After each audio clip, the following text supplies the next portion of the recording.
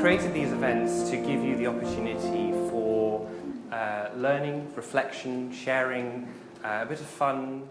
The first presentation is going to be from First Group, so I would very much like to invite Sylvia Kingman, who is one of our associates, coaches and facilitators, Jerome from First Group, Charlotte and Simon, who are two of the participants on the First Group event. Thank you guys. So welcome all of you to this event. Particularly pleased to see Charlotte and Simon. So the leadership programme was essentially about taking our 250 people through a 6-month process. That process was involves putting them into groups of around 30 people at a time and saying actually there is a whole discussion around leadership and around how do you as managers start to work, and asking them to be quite honest about the problems that they were facing and asking them to reflect and set out that these are the issues that we as a company had to deal with. What we had was, you're going to go on this course, and you're like, oh great, another course. I'll get told this is how you should be a good leader. I'll get told what I need to do, and then I'll go back to the business and forget about it within 48 hours. And what we actually had was just this incredible experience where you sort of came away from the 2.5 days not really having been talked at all, and yet you were just full of ideas, full of things that you wanted to do and wanted to go and try in your business. So what's important is that we follow up from it, so it's not just a case of 3 days, back you go, job done. We had a meeting once a month with the group that we had assembled, and the very last one, that was the point where we sort of fed back to each other some very sort of personal feedback on how we think we'd performed throughout the whole process, what we'd learned from each other and what we're going to take away. And yeah, the feedback was, you sort of came in on the first day, you know, you were chewing your gum, you were leaning back on your chair, you were just sort of like, what am I doing here, top attitude? And I did, and I sort of, it was quite embarrassing actually to sort of hear that feedback, but it was true.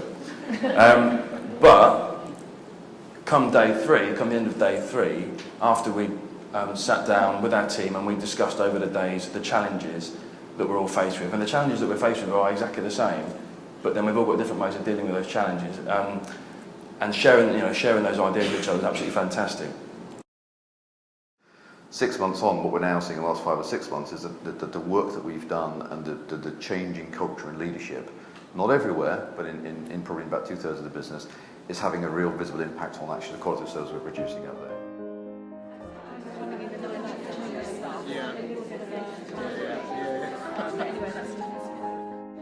They've been focusing on the what, and we were very much task-oriented business, so just process. They're not really engaged with the young ones, and it's all about what we're doing at the moment, really great programs for management, so we're trying to bring it down.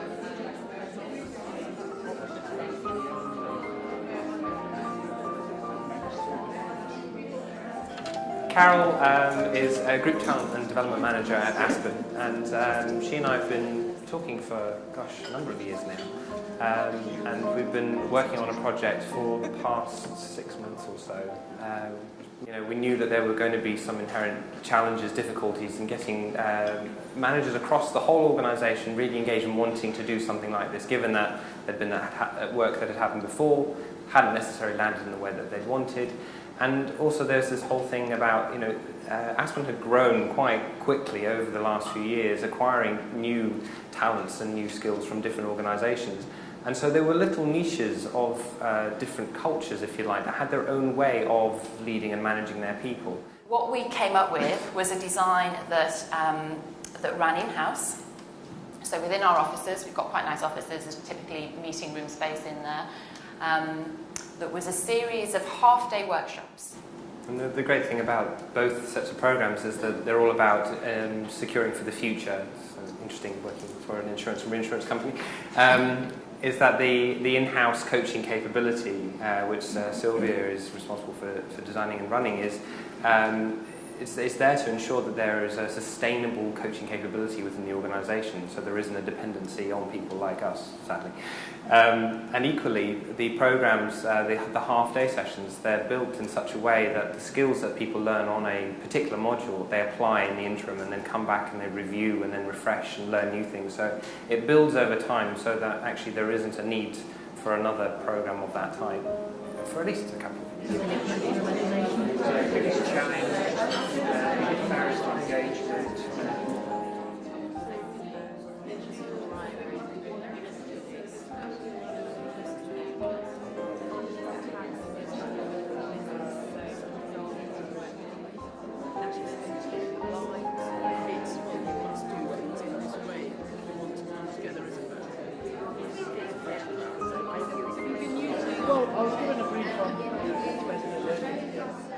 So we're going to tell you a story. I'm going to ask them some questions and I'm going to get my clients to do all the work. That's our style, as you might have started to imagine. So, first question to you, Helen. What was the challenge?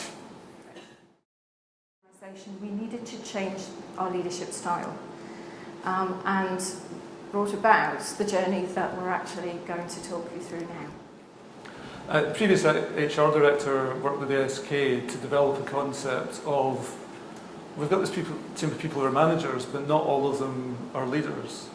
And can we get a group of leaders together and get them into coaching groups and get them to work together to understand and help develop this concept of policy deployment that Helen's talked about? And as leadership group members, we are each assigned probably 3 to 4 people within the business deployment group to coach personally.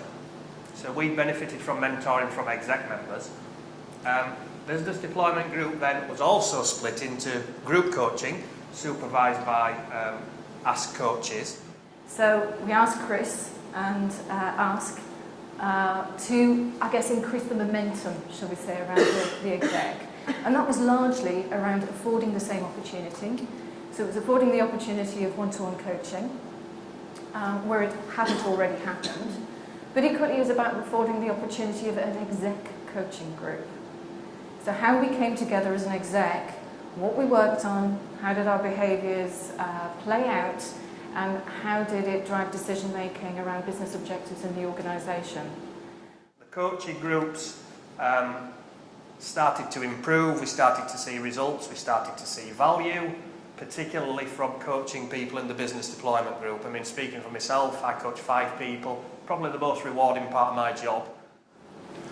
And I think what they've recognised as they've gone along is the more I trust you, the more I know you, the more I get to understand what makes you tick, the better able I am to bring along issues that really matter to me, that trouble me when I'm driving to Kirby Thor, trouble me when I'm driving into Eastleigh. And actually I've got a peer group who can support me in a coaching style. So they don't necessarily give me the right answer, they help me find my way to my own answer. Strategies, methods, techniques that we can use in order to improve that 15% up to the 50% which we think, and maybe even beyond.